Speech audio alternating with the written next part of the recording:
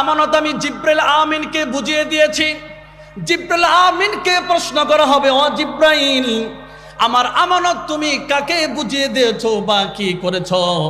জিব্রাইল আমিন বলবেন, ইয়া আল্লাহ, আপনার আমানত আমি বিশ্বনবী মুহাম্মদুর রাসূলুল্লাহ সাল্লাল্লাহু আলাইহি সাল্লামের কাছে বুঝিয়ে দিয়েছি।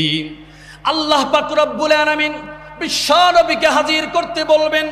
আল্লাহর নবীকে বলবেন, প্যারা হাবিব রাসূলুল্লাহ, এ আল্লাহর রাসূল ও হাবিব, আমার কোরআনের আমানতকে আপনি কি করেছেন?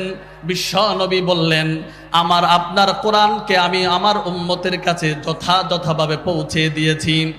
এই কথা বলার পরে আল্লাহর নবীকে বলবেন, আপনার উম্মতকে আপনি হাজির করেন। আল্লাহর নবী বলবেন, ইয়া আল্লাহ, আমার উম্মতকে হাজির করার পূর্বে আদম পয়গম্বরের কাছে যাওয়ার একটু সুযোগ করে দেন। আদম পয়গম্বরের কাছে যাওয়ার সুযোগ করে দেওয়া হবে।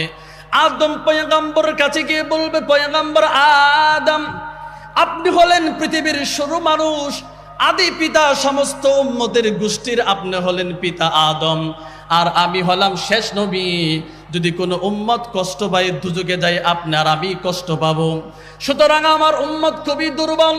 এক কাজ করেন, আমার উম্মত তো কোরআনের আমানত রক্ষা করতে পারে নাই। ও পয়গম্বর আদম, আমার উম্মতের অর্ধেক গুনাহ আপনি বহন করেন, আর অর্ধেক গুনাহ আমি বহন করি। এই কথা বলার সাথে সাথে আদম পয়গম্বর বলেন, না, আমি নিজের ব্যাপারে ইয়া নফসি নফসি করতেছি, পরেশান হয়ে গেছি।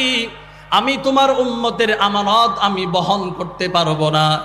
এই কথা বলে আল্লাহর নবীকে বিদায় করে দিলেন।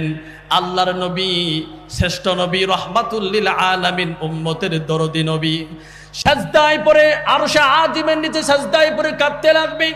কাঁদতে কাঁদতে চক্ষু দিয়ে বুকটা বাসিয়ে দিবে, আর উম্মতি উম্মতি বলে কান্না করবে।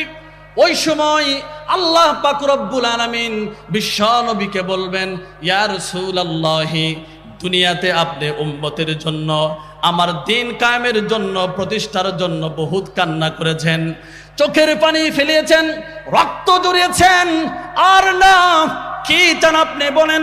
আল্লাহর নবী বললেন, আমার উম্মতদেরকে আমি মুক্তি চাই, জাহান্নামের আযাব থেকে মুক্তি চাই।